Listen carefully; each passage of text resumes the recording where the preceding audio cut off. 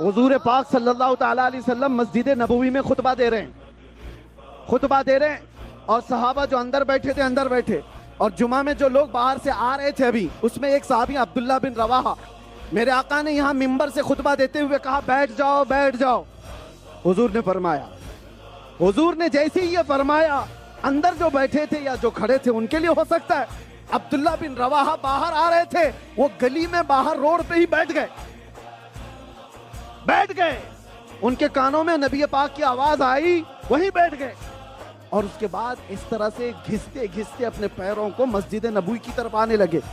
लोगों ने कहा अब्दुल्ला बिन रवाहा तुम यहाँ क्यों बैठ गए, वो तो रसूलुल्लाह मस्जिद में कह रहे हैं।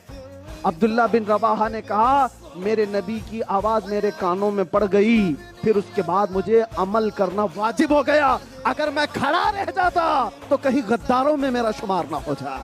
हुजूर पाक सल्लल्लाहु ताला अलैहि वसल्लम मस्जिद नबवी में खुतबा दे रहे हैं और सहाबा जो अंदर बैठे थे अंदर बैठे, और जुमा में जो लोग बाहर से आ रहे थे अभी, उसमें एक साहबी अब्दुल्ला बिन रवाहा, मेरे आका ने यहाँ मिंबर से खुतबा देते हुए कहा बैठ जाओ बैठ जाओ।